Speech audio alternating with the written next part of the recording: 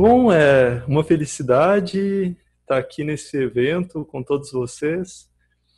E eu sou orientado pela doutora Sofia Stein. Isso é uma sorte, é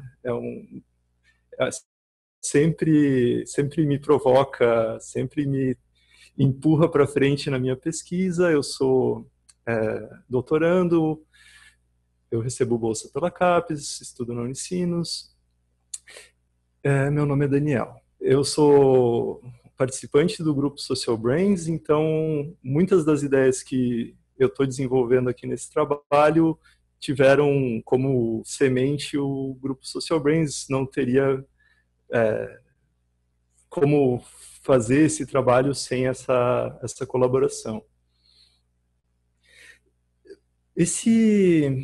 Essa figura, ela mostra várias formigas, mas o que elas fazem aqui parece que não se resume a cada uma das formigas separadas. Parece que aqui elas constroem uma ponte que cada uma das formigas sozinhas não conseguiria formar. Esse é um exemplo. Eu quero discutir a origem da mente pensando em essas várias partes pequenas e em como elas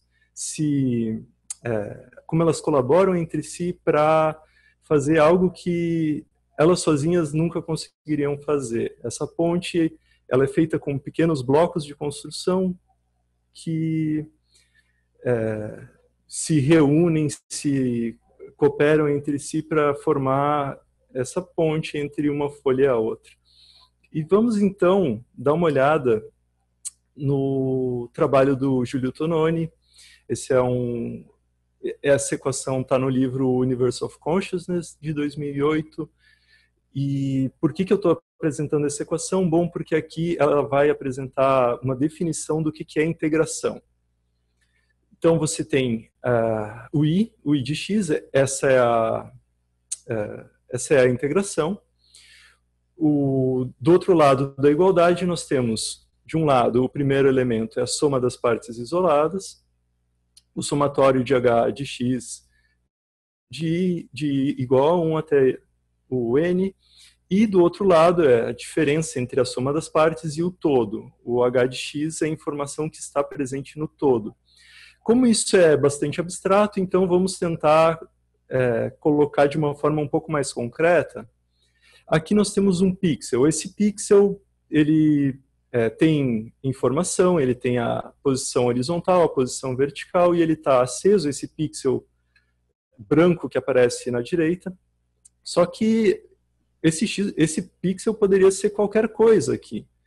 Agora, quando você coloca esse pixel dentro de um contexto, aí sim esse pixel passa a ser interessante.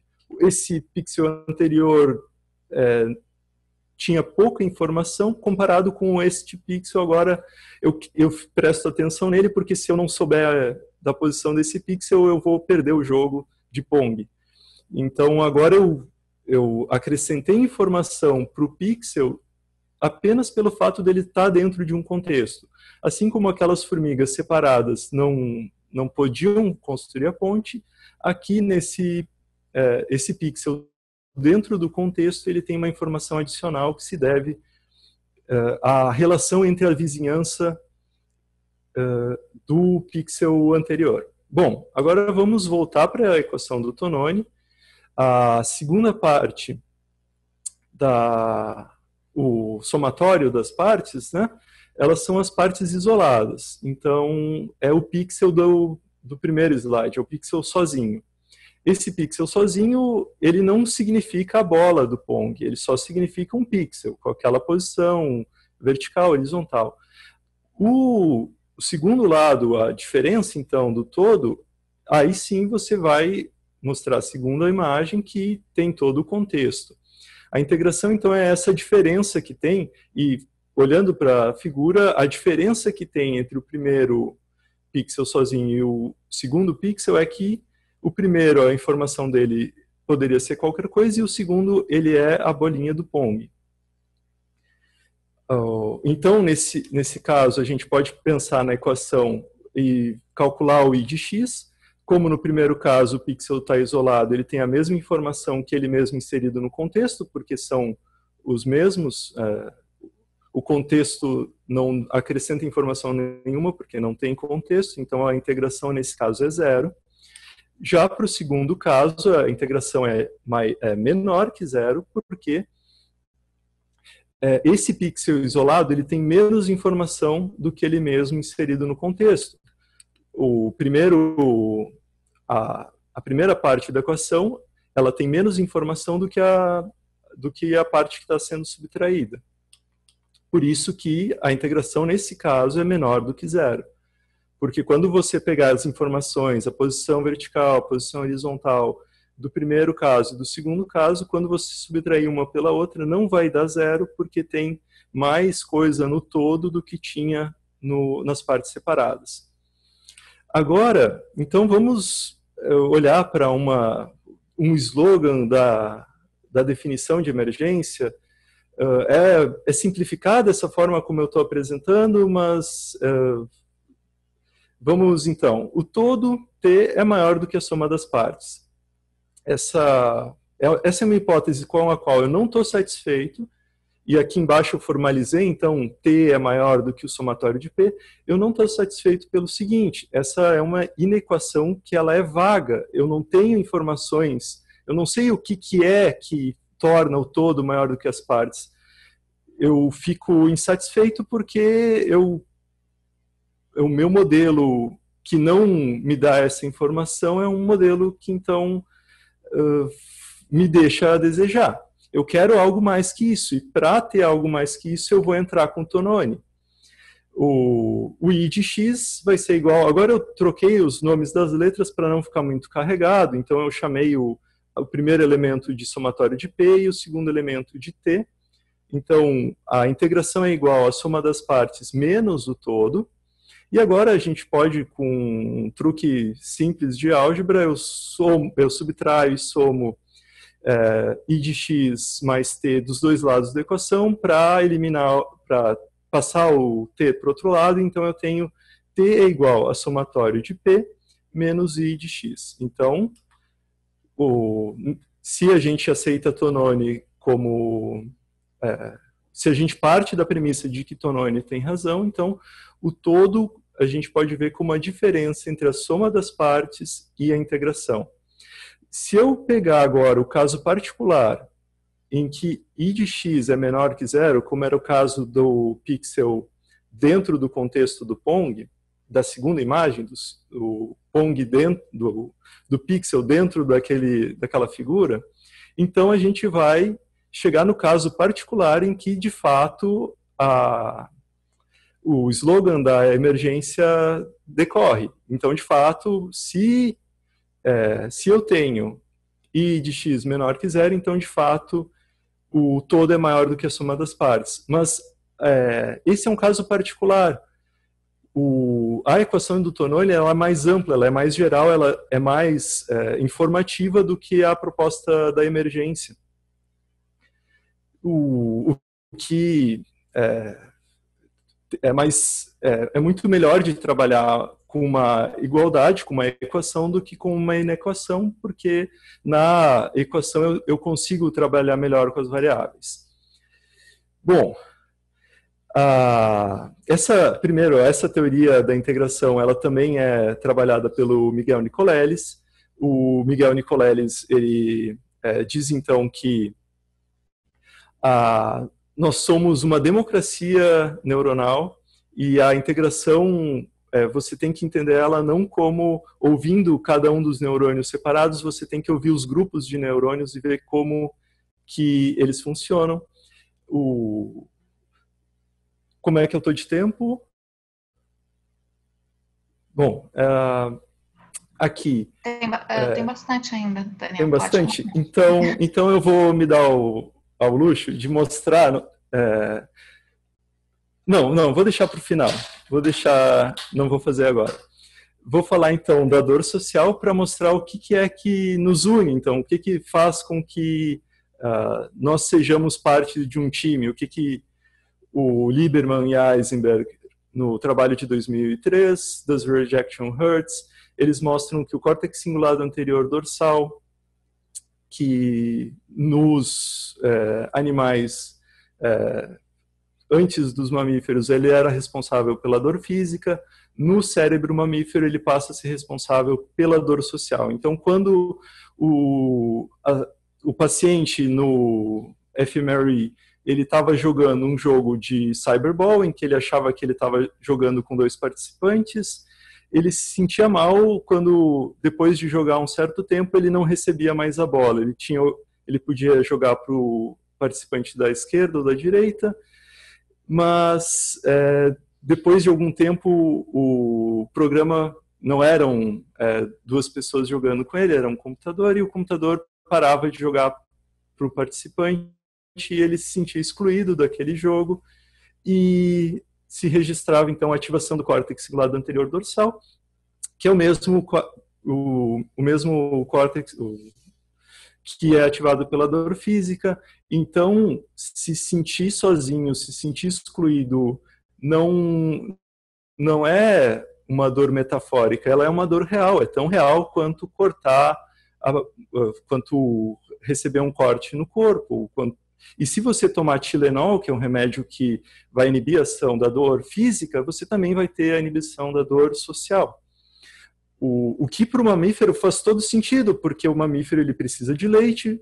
Se para ter o leite ele precisa estar vinculado com a mãe, porque é a mãe que vai dar o leite. Então, se o bebê e a mãe forem separados, tanto o bebê quanto a mãe vão sentir dor, vai ser aversivo, vai ser desagradável, vai ser repulsivo, e tudo que eles querem é voltar a ficar juntos, porque essa vai ser a chance que o bebê mamífero tem de sobreviver. Com o leite da mãe, ele se alimenta nos primeiros estágios de desenvolvimento. Sem ele, dificilmente ele consegue. Essa é uma estratégia muito eficiente para o mamífero. Vamos, então, olhar um pouco mais na frente da parte cronológica.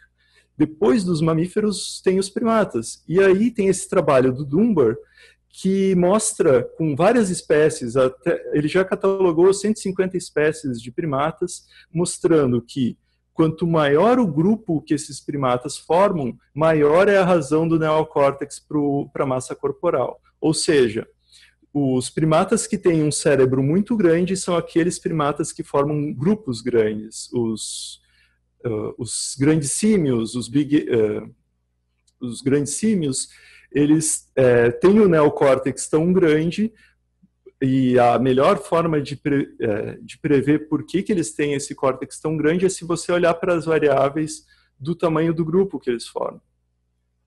Já os macacos que não formam grupos tão grandes, eles não têm essa razão tão elevada, eles não precisam ter um córtex tão grande que despende tanta energia, que é tão custoso, porque afinal eles não precisam da cognição social, eles não precisam de teoria da mente tão desenvolvida, porque eles formam grupos pequenos. Essa é a hipótese do cérebro social nos primatas. Agora eu vou olhar um pouco para o trabalho do Santiago Ramón y Cajal. Eu sou obrigado a fazer isso porque neurologia nasceu com esse cara. Então ele vai, com o método de Golgi, pigmentar os neurônios de lâminas que ele retirou do cérebro, e ele vai catalogar esses tipos de neurônios. Ele estava procurando, então, quais eram os neurônios que tornavam o ser humano especial, e ele nunca vai encontrar. Ele nunca encontrou, até hoje, de todos os tipos de neurônios. Eu li um trabalho de 2018 com um neurônio específico do ser humano, mas são centenas de tipos de neurônios, então a gente não pode pensar que é por causa de um único tipo que o ser humano tem um cérebro especial. Eu não acredito nessa hipótese. Na verdade, no que eu acredito é o que torna o ser humano especial não é a qualidade dos neurônios, mas é a quantidade deles. Porque se a gente olhar para o volume do neocórtex, é isso que vai permitir a cognição social tão grande nos primatas. É a quantidade de neurônios que estão sendo ativados, estão formando circuitos.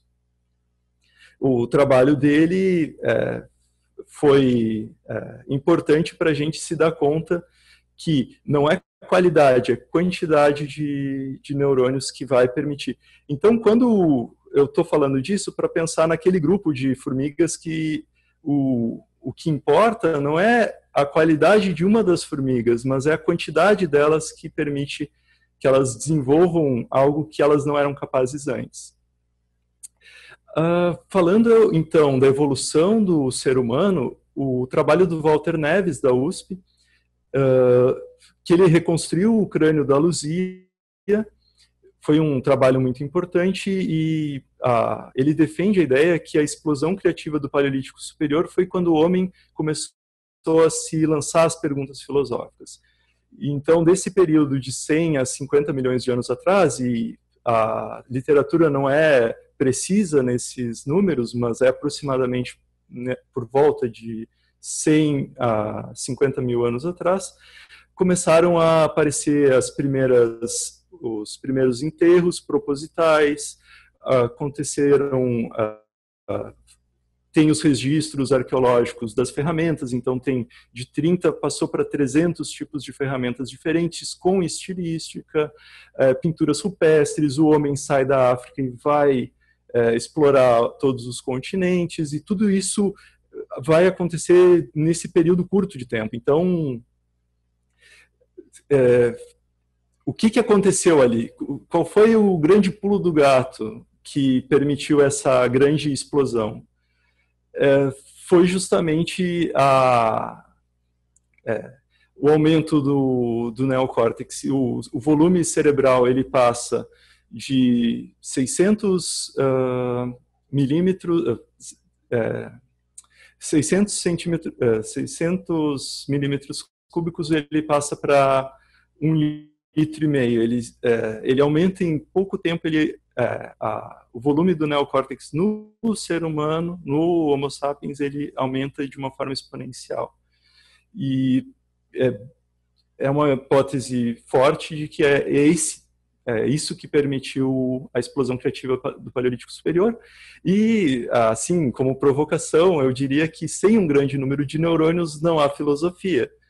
A filosofia só pode acontecer quando a gente tem grandes redes de neurônios que podem cooperar entre si.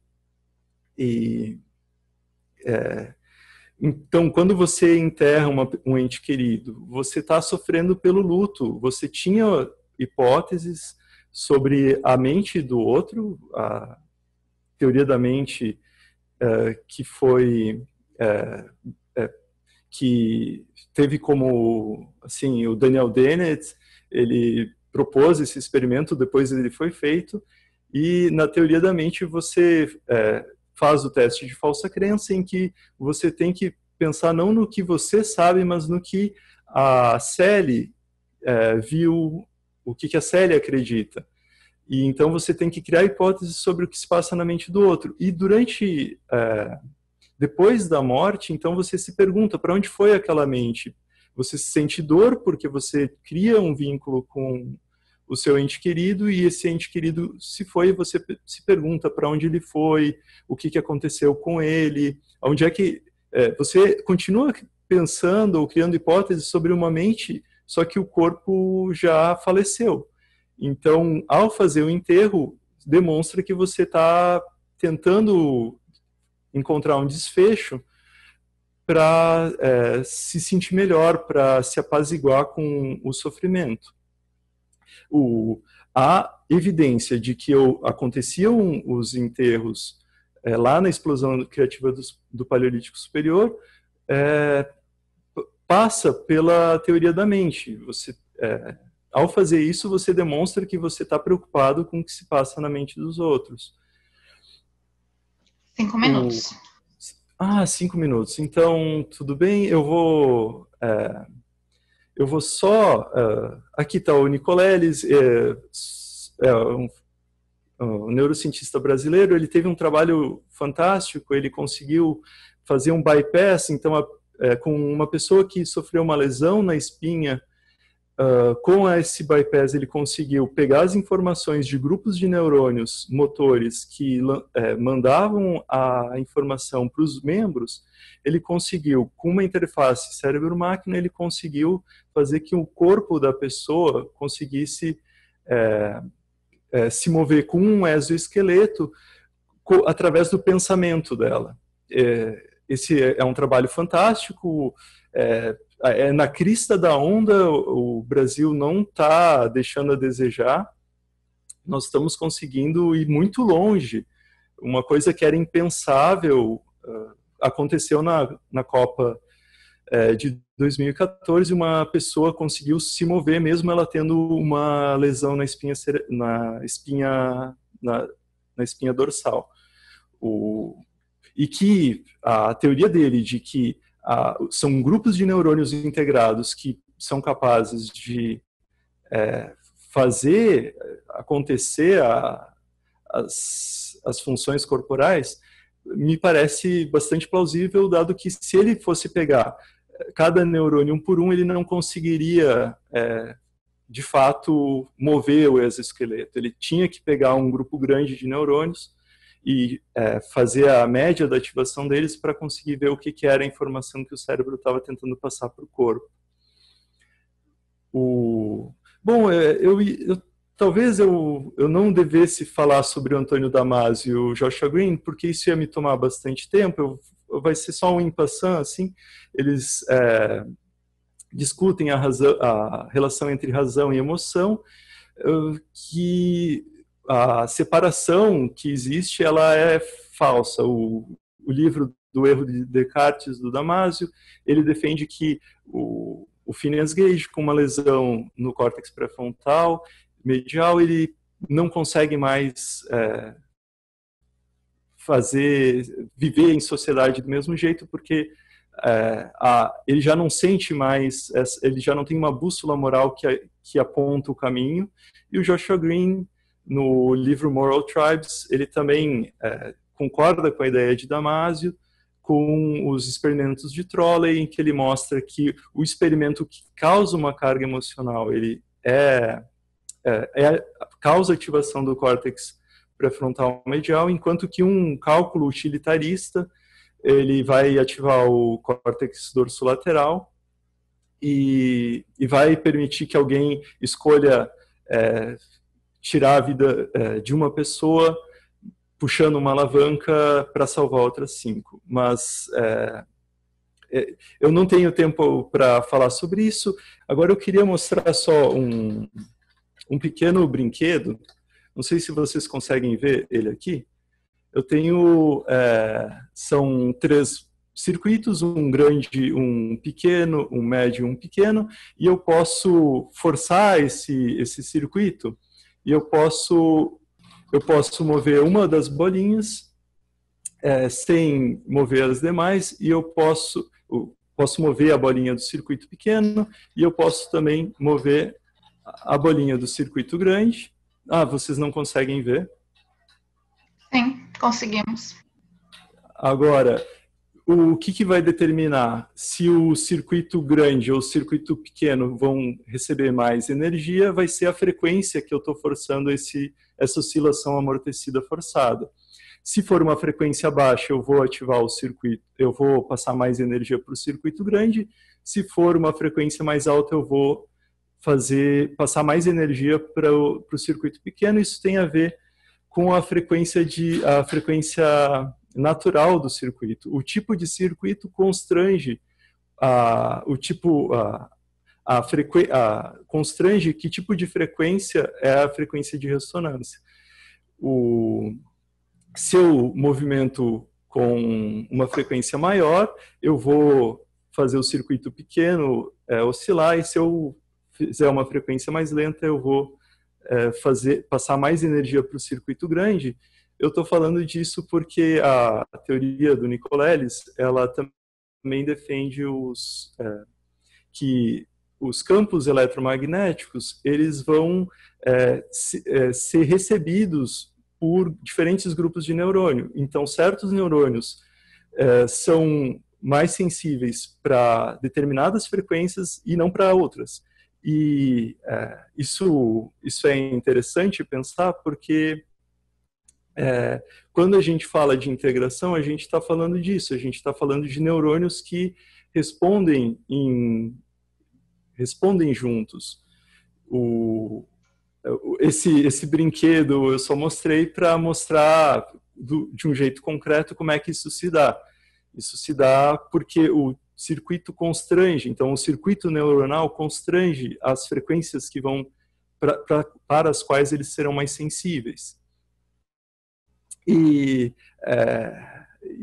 esse é um assunto fantástico, eu tenho muita sorte de ser orientado pela Sofia. Eu sei que eu trouxe muita informação, talvez tenha ficado um pouco confuso, mas o principal ponto é que você precisa de grupos de neurônios integrados para que isso aconteça, e as partes isoladas elas não têm tanta informação quanto elas dentro de um grupo.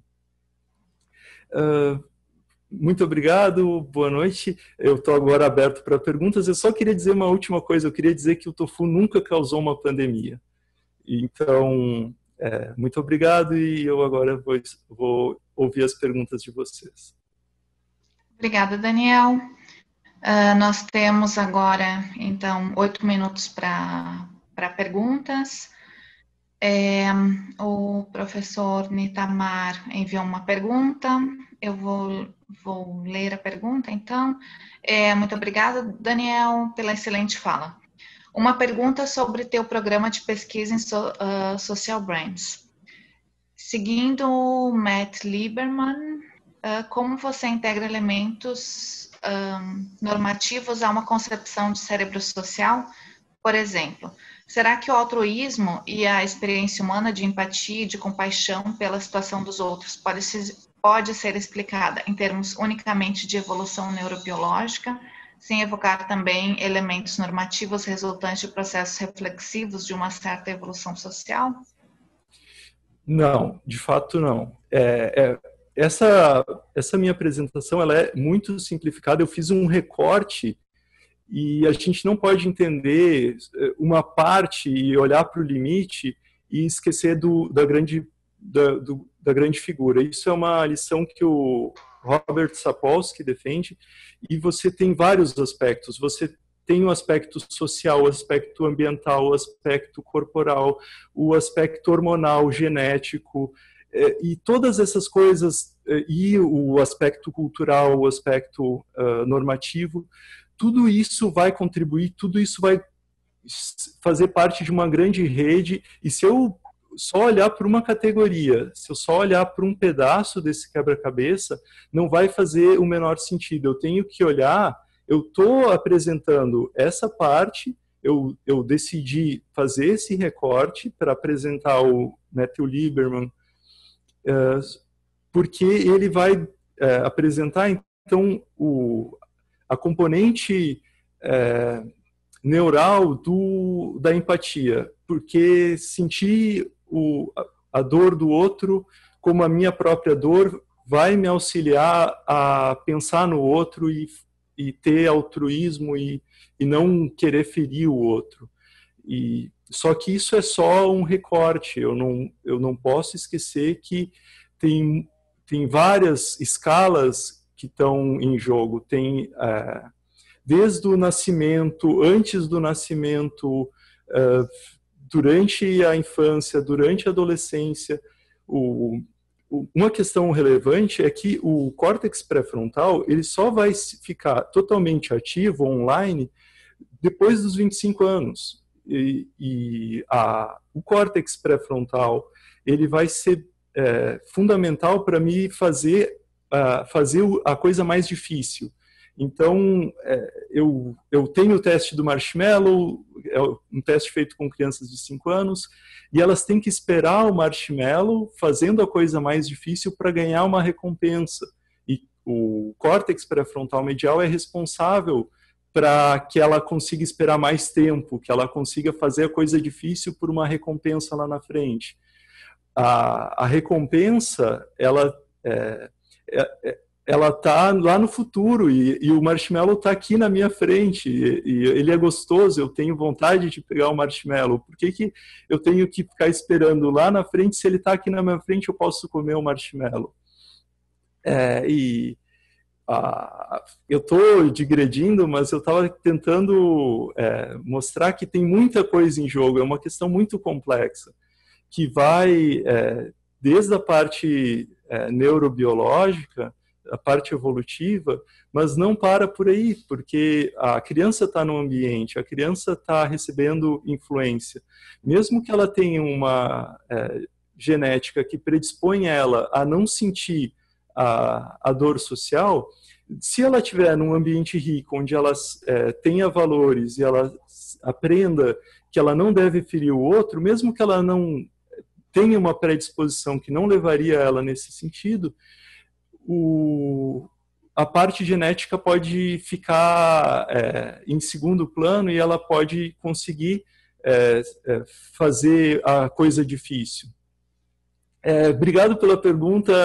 É uma pergunta muito difícil de responder, é uma pergunta que a minha explicação foi muito superficial,